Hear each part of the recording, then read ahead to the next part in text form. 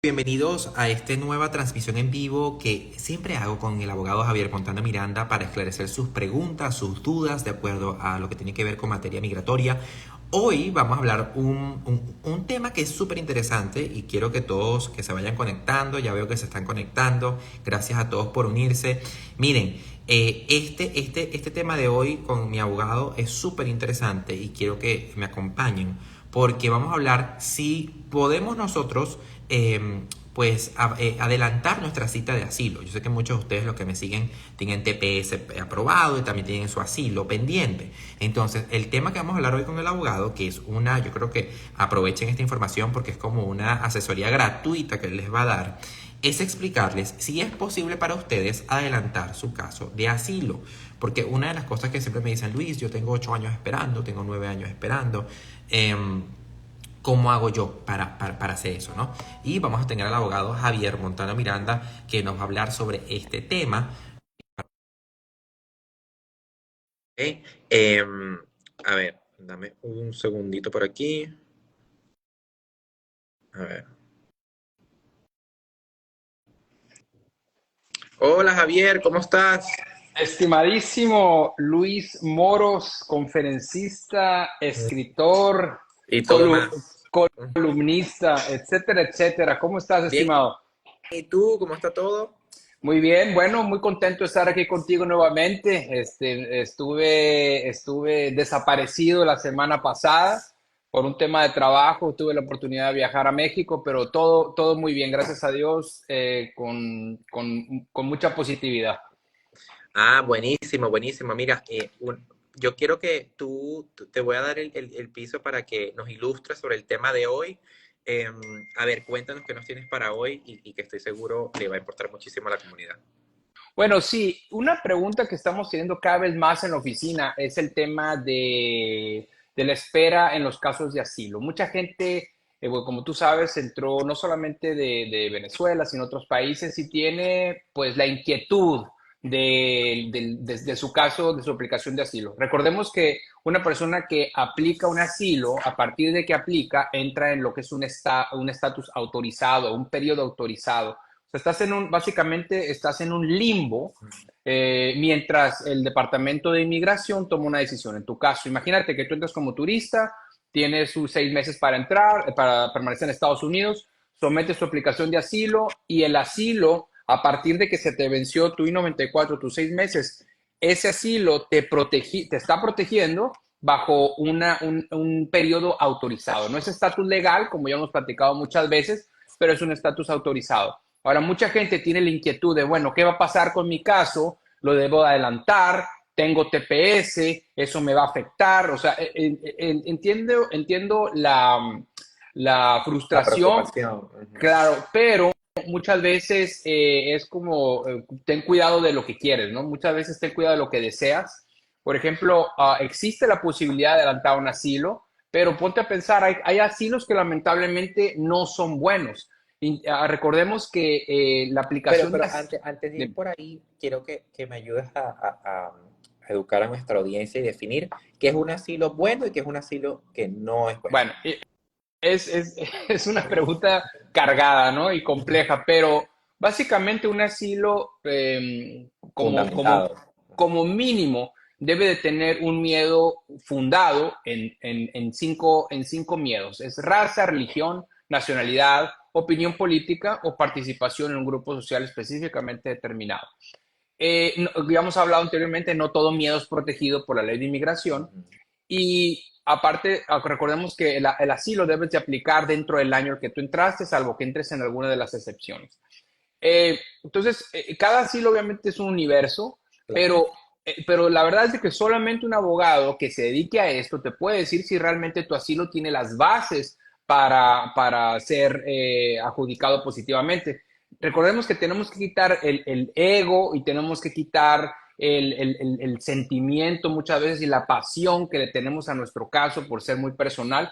Por eso es que muchas veces el abogado, de una manera objetiva, debe de revisar el caso y ver, mira, en realidad entiendo que tienes miedo, pero quizás los miedos que tú tenías se basan a lo mejor en algo que le pasa a todo mundo en tu país. O sea, no es raza, religión, nacionalidad, opinión política. O sea, tenemos que ser muy objetivos y también muy honestos con nosotros a la hora de someter un asilo y tener la confianza de ir con un abogado, con un profesional y que te diga, mira, tu asilo vale la pena adelantarlo, o la otra es ni lo toques. Porque si tú adelantas eso, lo único que estás haciendo es de que te estás metiendo a la boca del lobo y estás acelerando un proceso de deportación. Acuérdate que la segunda etapa después de la oficina de asilo es la corte de inmigración.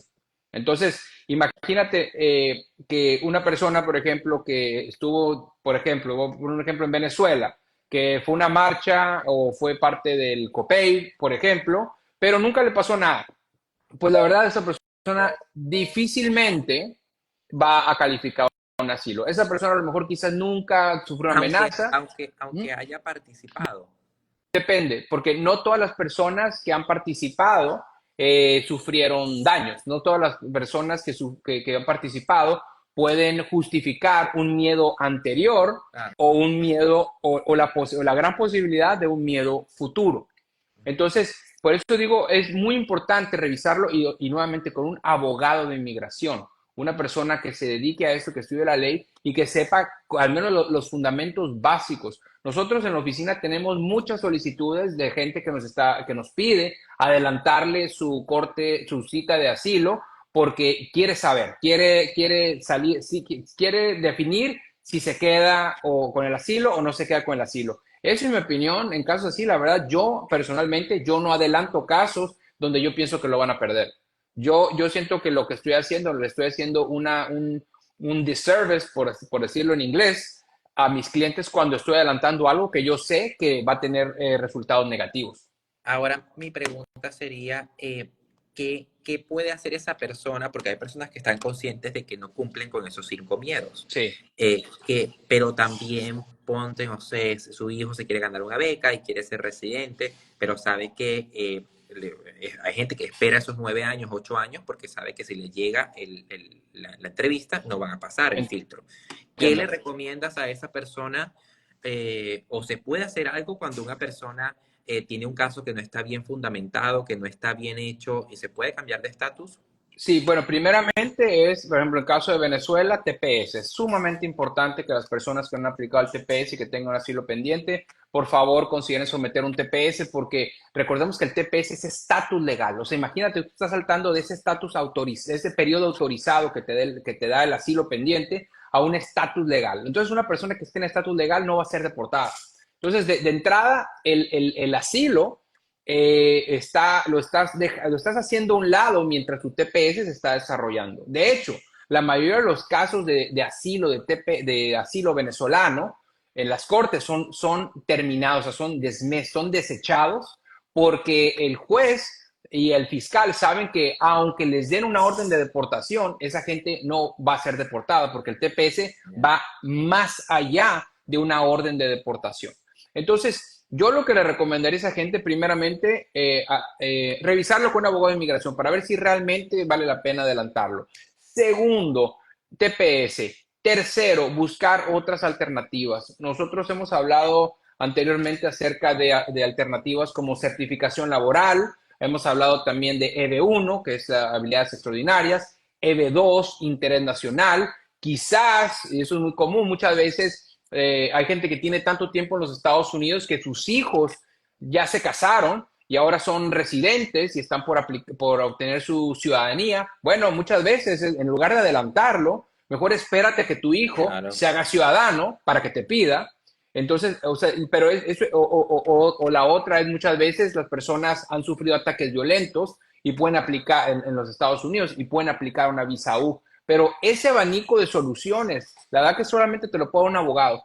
Otra vez, no tengo que ser yo, lo he dicho 1000 veces, pero por favor que sea un abogado de inmigración. Es súper importante que el consejo legal que recibes para este tipo de casos sea un consejo legal de una persona que abarque todos esos beneficios. Corte, EB1, EB2, TPS, visas U. Entonces, es muy importante darle esa oportunidad al tema, ¿no? No, y es importante que también te puedan representar. en una corte, ¿no? Sí. Eso que es lo más importante a la hora de buscar un abogado. ¿Qué Sí, pasa? y sabes, y disculpa que te interrumpa, pero cuando tú vas y contratas a una persona para que someta una aplicación de asilo, la pregunta es, bueno, si llega mi aplicación de asilo y me la niegan, bueno, llega mi entrevista de asilo, ¿me puedes acompañar a esa entrevista de asilo? No como traductor, ¿me puedes acompañar para representarme? Si te dicen que no, yo creo que la debes de pensar. Hay que correr de ahí. Mira, por aquí te preguntan, abogado, ¿y cómo hacen los venezolanos con el pasaporte vencido y no puede salir para renovarlo y poder aplicar para una visa de trabajo? Bueno, no todas las, depende de cada caso, pero por ejemplo, hay países que te permiten entrar con pasaportes vencidos. Eso es número uno. Pero no sé por qué muchas personas quieren saltar a una visa de trabajo teniendo TPS. Para mí eso es contraproducente. O sea, muchas personas dicen es que quiero una visa H1B o quiero una visa O de habilidades extraordinarias. Bueno, esas visas tienen un nombre muy sexy, por así decirlo. Ah, visa de habilidades extraordinarias. Pero si tú comparas TPS con una visa O, TPS mil veces. El TPS te da un permiso de trabajo abierto, puedes trabajar para quien tú quieras, puedes pedir un permiso de salida, va a durar el tiempo que las administraciones lo permitan, que generalmente son muchos más años que los 3 años máximos que te da una visa de habilidades extraordinarias. Entonces, no nos dejemos llevar por el nombre, ni por lo que me dijo ni por el título. Veamos realmente el peso de las visas o de los beneficios migratorios. El TPS se lleva a todas las visas por mucho. Total. Por aquí nos preguntan, y bueno, le invito a las personas a que sigan haciendo sus preguntas para yo con mucho gusto hacérselas al abogado. Por aquí nos preguntan, hola, buenas tardes, si tiene TPS, si tengo TPS, e ingreso por la frontera, ¿cree que pueda aplicar para alguna de las visas que usted acaba de indicar, como certificación laboral, etcétera? ¿O tengo que salir del O sea, país? si tiene, pero tenía TPS Y entro por frontera. y entró por frontera. Depende, bueno, va a ser algo difícil, pero depende si acumuló presencia ilegal en los Estados Unidos, cuánto tiempo acumuló presencia ilegal desde que entró hasta que le dieron el TPS. Ok. Generalmente, si son más de 6 meses, esa persona no debería de investigar o no debería de buscar otro tipo de alternativas porque el TPS es probablemente lo único que va a recibir. Ok, ok, buenísimo. Aquí dice, mi hija es ciudadana americana, pero no había vivido en USA sino hasta hace 2 años. Bueno, no sé cuál es la pregunta. Pero Bueno, bueno, dime. quizás va en base a lo que comentamos hace un momento. Si su hija lleva 2 años en los Estados Unidos, no importa, su hija la puede pedir. O sea, si su hija es ciudadana y va a cumplir la mayoría de edad o ya tiene la mayoría de edad y usted entró legalmente, usted es pariente inmediato de su hija. Ajá. Pero si Entonces, entró ilegalmente, no, ¿verdad? si entró ilegalmente, no. O sea, para residencias por medio de familia, donde es una categoría inmediata, necesitas que haber entrado legalmente y que tú seas el beneficiario de una petición que haya hecho tu hijo mayor de 21 años, tu esposo o esposa, o tus papás, tú siendo menor de 21 años. Esas son las únicas categorías que se consideran como inmediatas y que lo único que necesitas es haber entrado legalmente. Ok, ok. ¿Me escuchas? Creo que me corté por un Yo momento. te ¿Me escucho escuchas? perfecto. Bien, lo que te iba a preguntar era, ¿estos procesos son costosos? Es decir, si yo quiero acelerar mi cita de asilo, ¿es un proceso que es costoso de hacer?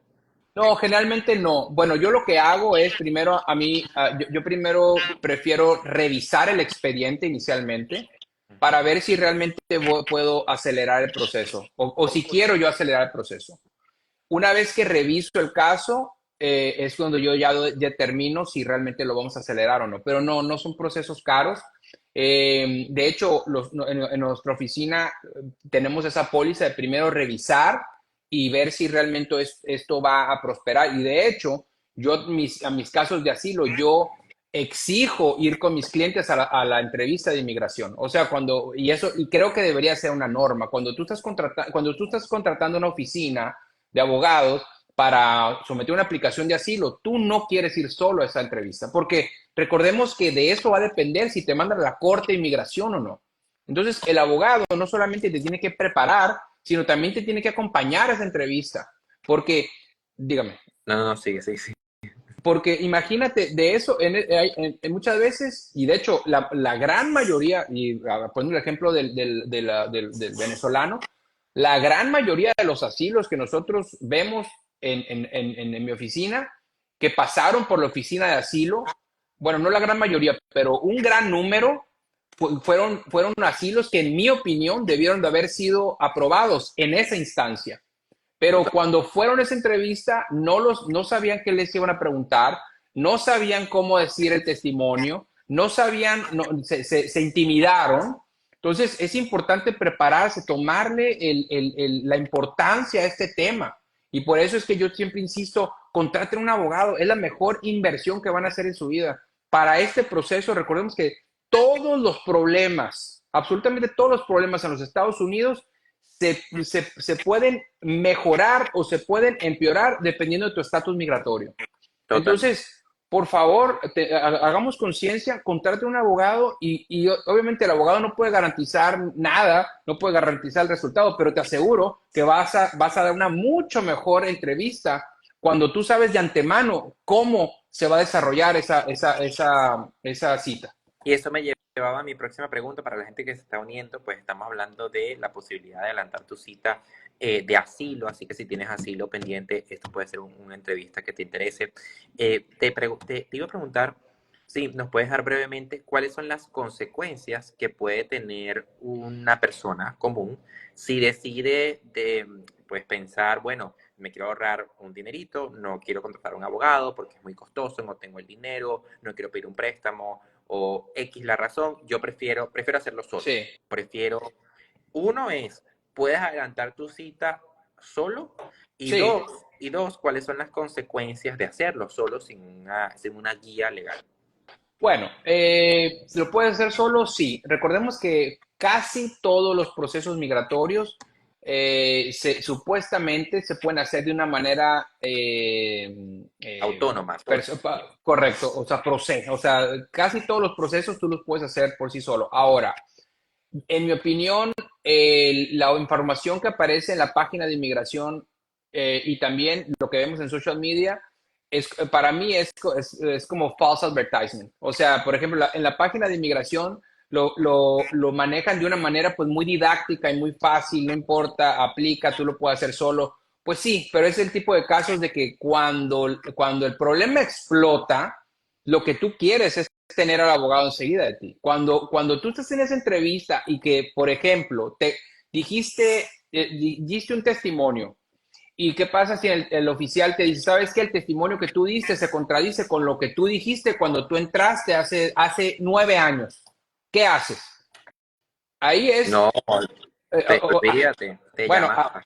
ahí, número uno, vas a sentir un estrés inorbitante, vas a sentir que se te acabó el mundo, no vas a saber qué contestar. Entonces, muchas veces el abogado puede hacer esa pausa y de hecho, mi póliza siempre ha sido, sé brutalmente honesto. Si vas a la entrevista y tú dices, mira, esto fue lo que sucedió y se contradice en alguna parte de tu aplicación de asilo, tú tienes que decir, bueno, yo no sé por qué dice eso, pero la verdad es esta.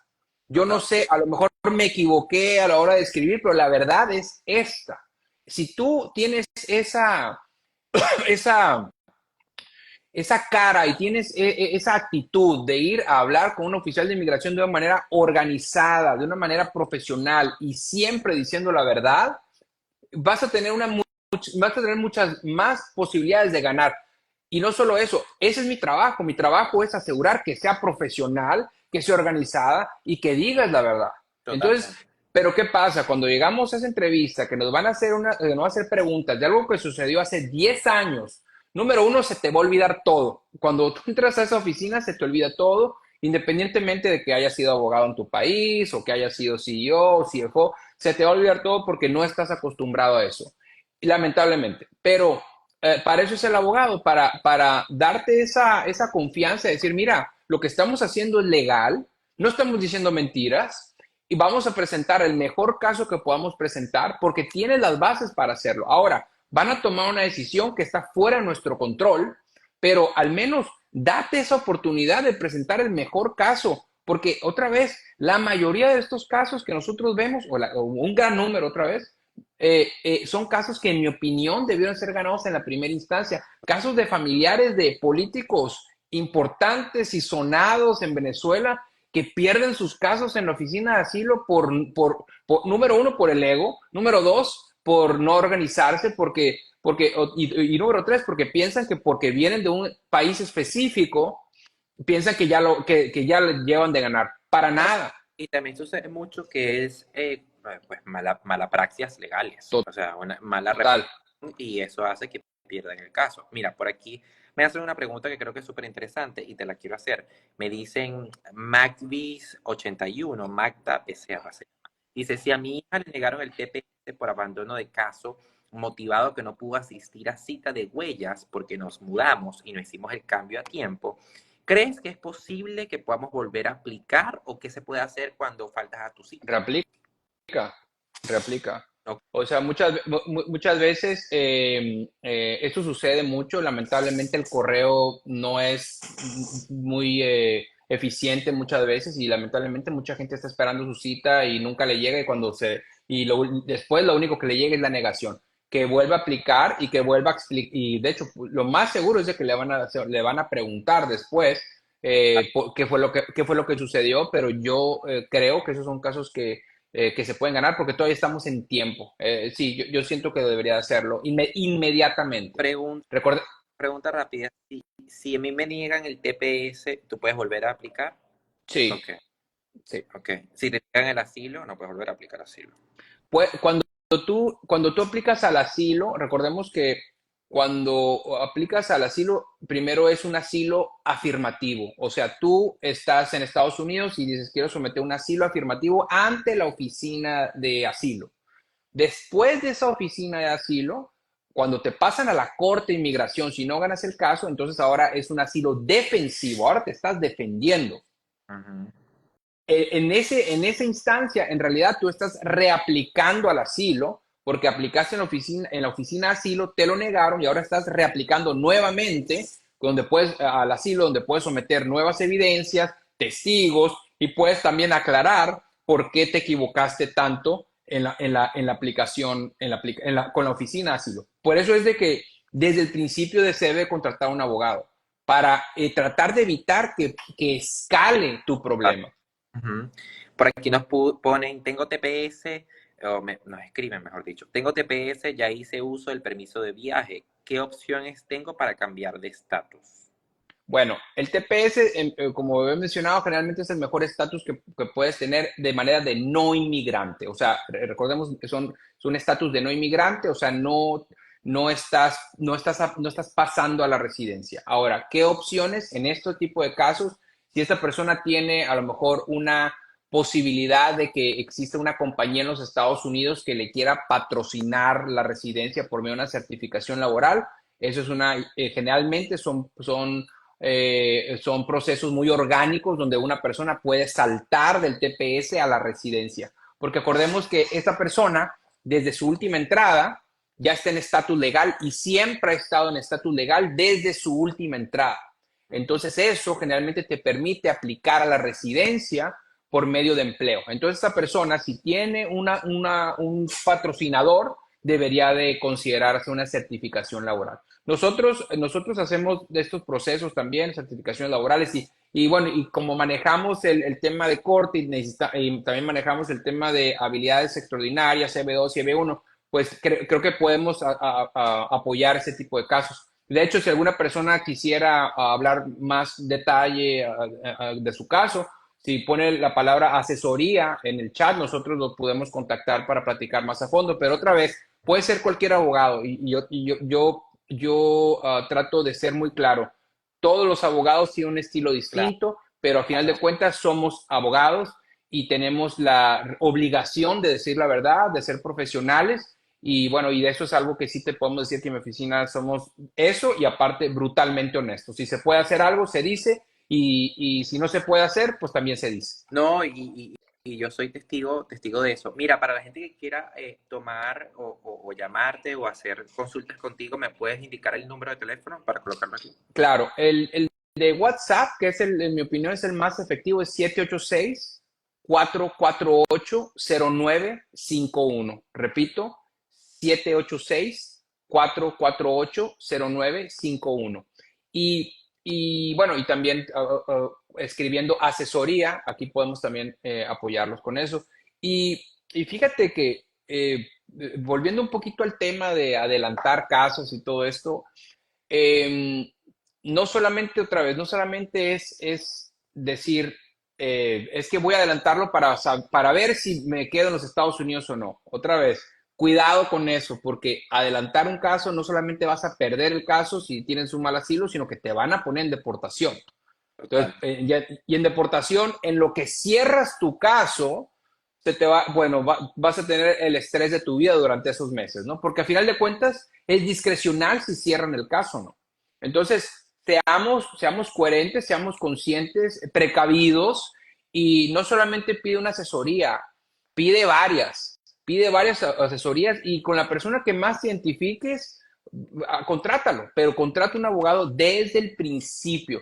Fíjate que a mí me pasó algo muy escalofriante, que nosotros recientemente tuvimos una consulta en mi oficina donde esta persona había aplicado un asilo hace mucho tiempo y se mudó de casa y no sabía qué había pasado con ese caso.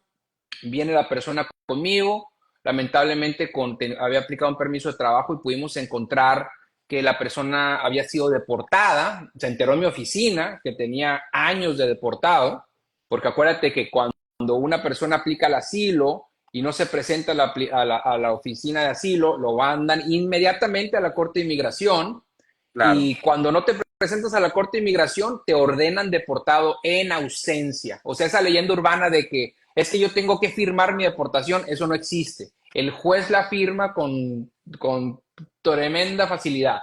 Entonces, la persona se entera de que nosotros, bueno, por medio de nosotros, que tenía una orden de deportación de años. Le pedimos el expediente para ver si podíamos hacer algo y lamentablemente la historia que venía ahí era totalmente inventada. O sea, a esta persona le pusieron que lamentablemente que había sufrido una violación de varias personas entonces el señor no tenía idea de lo que estaban hablando. O sea, la persona que le preparó esto inventó una historia muy dramática y era mentira. Entonces, ¿cómo yo voy a reabrir un caso? O sea, difícilmente voy a reabrir un caso donde dijiste algo que no era verdad, porque al final de cuentas, cuando tú firmas, estás jurando que lo que está en esa aplicación es verdad. Claro. Entonces, obviamente se pueden hacer varias, o sea, se pueden al menos alegar que, bueno, que la persona fue una víctima de mala asesoría, etcétera, pero difícilmente vas a poder aprobar o reabrir ese Y él caso. hizo, Entonces, pues, y él hizo esto con un abogado. no, era con un notario, y que esa es otra. Recordemos que los notarios, al menos en Florida, no pueden dar consejo legal, solamente pueden escribir lo que tú le estás diciendo en la aplicación. Eso es todo lo que pueden hacer. En Florida es un delito dar consejo legal cuando no tienes la capacidad de hacerlo. Es un delito. Ahora, lamentablemente la gente lo hace, pero es una realidad. El notario, fíjate, ese es el notario. El notario no puede, si tú vas con un notario no te puede decir, tú calificas un asilo, tú calificas un TPS, tú calificas un EB2, porque eso es consejo legal. Pero aparte, mal utilizan el término paralegal. Paralegal es una persona que está trabajando bajo la dirección de un abogado. Entonces, las personas que están como paralegales en la calle, sin abogado, o sea, ni siquiera el nombre tienen bien, ni siquiera el título que están utilizando para hacer tonterías legales, lo están haciendo bien. Total. Entonces, por favor, tomemos conciencia y hagamos esto de una manera seria. No, No, y creo que es un consejo que está súper bien atinado porque hay una cantidad de personas que no son abogados en Estados Unidos y que entiendo que hay unos que aunque no sean abogados, están para ayudar, pero como tú muy bien dices, es consejo legal. Y cuando, incluso en el estado de Florida, basado en el bar de la Florida, si la persona, si el cliente ya toma tu consejo como consejo legal, ya tú estás comprometido, se crea un attorney-client relationship ¿Ya? ahí y es difícil de romper eso. Y dos, ¿cómo vas a crear ese attorney-client relationship si no eres abogado? Entonces, No, no existe, no entonces, existe. entonces por eso que es súper importante lo que dices. Javier, últimos tips, últimos consejos, algo último que le quieras decir a la gente que nos está viendo, que quiera adelantar su cita Ujú, para su asilo, porque entiendo que hay personas que tienen 9 años, 10 años, ujú. 12 años esperando por ser llamadas y aún no lo son. Bueno, es un consejo que dimos hace tiempo, pero creo que es bien importante. Recordemos que la ley de inmigración no se basa en el sentido común, no se basa en lo que dijo tu familiar, no se basa en la lógica, se basa en lo que es la ley. Y la ley de inmigración, lamentablemente, muchas veces no sigue la lógica de una persona pensante, por así decirlo. Sigue lo que es la ley. Y la ley la debes de pues, conocer, estudiar, y no solamente conocer, estudiar, sino hacerlo todos los días porque cambia todos los días. Entonces, en base a eso, por favor, no subestimemos el tema. No pienses que porque a lo mejor tuviste un problema que tú piensas que es suficiente para un asilo, eso te va a un asilo. Y el clásico ejemplo es, me asaltaron 4 veces en mi país. Eso, lamentablemente, el crimen común no es causal de un país, no es causal de un asilo, perdón. Que eso es muy, se metieron a mi casa a robar, como se pudieron haber metido a la casa del vecino. Eso lamentablemente no te da un asilo. Entonces, por eso es que tenemos que tener al menos esa idea y por eso de buscar alternativas. Y por eso me encanta hacer estas cápsulas contigo, porque estamos tratando de educar a la gente y de decirle, mira, existe esta posibilidad, esta opción. Si tú aplicaste un asilo y nunca has visto un abogado, pues ahora puedes hacerlo, porque volvemos al tema de que no sabemos qué va a pasar si llega una siguiente administración o si sigue esta administración. O sea, lo único que sabemos, lo único constante con inmigración es de que nada es constante. Esto puede cambiar en un día. Y como tú sabes, en la administración anterior cambiaba con un tuit. Entonces tenemos que ser conscientes y la verdad, el pueblo el nacional venezolano ahorita tiene muchas ventajas. Tiene muchas ventajas porque tiene asilo pendiente, tiene TPS, la gran mayoría tiene un nivel de educación envidiable que puede saltar, ejemplo número uno, al tuyo, Exhibit A, ¿no? Pero que puede saltar a EB1, puede saltar a EB2, puede hacer certificaciones laborales, o sea, aprovechemos ahora que los vientos están a tu favor, porque en cualquier momento eso puede cambiar. Y bueno, y creo que también la gente se queja mucho, Javier. Entonces a mí me pasa que a lo mejor me escribieron ayer, bueno, no aplica la beca porque es que se veía muy fácil. Entonces si es muy fácil es porque está fácil. Dice porque Oh está my fácil. God. Entonces ahí No, aplica a la EB1 porque dice, bueno, eso es mucho tiempo, o es mucha organización, muy o es caro. eventos, o es muy caro. Entonces yo creo que tiene muchas excusas en la vida para no hacer lo que tiene que hacer. Sí. Pero tienes toda la razón. Una última pregunta que me la han escrito como 3 veces y no quiero ser injusto y decirla. ¿Te acuerdas que te había mencionado de una chica que tiene una hija que nació aquí y llegó hace 2 años su hija? Esa señora me dice que su hija es ciudadana americana, tiene 20 años de edad Uh, y pregunta si puede pedirla a ella ingresando legalmente a Estados Unidos, pero la niña no trabaja, bueno, la niña no, la adulta. ajá. La adulta no solo que está estudiando, está en el college. Un adulto de 20 años que sea ciudadano americano y no trabaje, ¿puede pedir a su mamá? Bueno, no, 20 años no puede solicitarla, necesita tener 21 años. Pero Oh, si su hija va a estar viviendo en los Estados Unidos, sí, su hija puede pedirla independientemente que esté trabajando o no, porque recordemos que su hija puede apoyar la petición que va a hacer por la mamá con un joint sponsor. Generalmente la traba, el problema en este tipo de casos es de que el peticionario, si como siempre debe demostrar que el beneficiario no va a ser carga pública y no está trabajando, ¿cómo va a demostrar eso? Bueno, la ley te permite que pedirle a otra persona que sea un copatrocinador, es lo que es un joint sponsor, que puede ser un ciudadano americano o un residente viviendo en los Estados Unidos, que sea mayor de edad y que haga el dinero suficiente como para demostrar que la persona, que la beneficiaria no va a ser carga pública. Entonces, independientemente de que la estudiante apenas esté entrando a los Estados Unidos, cuando cumpla 21 años, ella puede pedir a su mamá, pero va a necesitar seguramente un joint sponsor. Y el joint sponsor Bien. no tiene que ser un familiar, puede ser cualquier persona, residente, ciudadano, mayor de edad que vive en los Estados Unidos. Bien. Javier, qué gusto tenerte. Siempre Estima, me- Estimadísimo, el placer es mío. Muchas gracias de verdad por tenerme. Me da, como siempre, me da mucho gusto platicar contigo. El tiempo se va rapidísimo y bueno, y espero verte pronto y seguimos en contacto. Sí, nos vemos pronto físicamente, pero nos vamos a ver Bueno, el próximo miércoles a la misma hora para hablar el 9 de mayo, próximo miércoles, sobre importancia del cambio de dirección ante la Corte y ante UCIS. ese es un problema. Y Luis, yo sé que estás en Miami, así que tienes que pasar a Tengo que visitarnos. ir a Coral Gables a visitarte, claro que sí. Ah, así Eh, es. nos vemos la próxima semana y bueno, nos vemos a las 7 de la noche, Un, próximo miércoles. un gran abrazo. Chao, Saludos. Javier.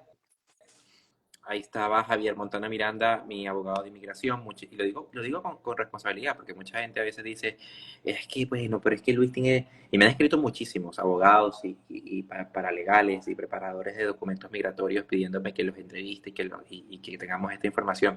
Y yo, un tema de fidelidad, yo soy agradecido siempre y fiel a la gente que confío en mi plataforma desde el día uno.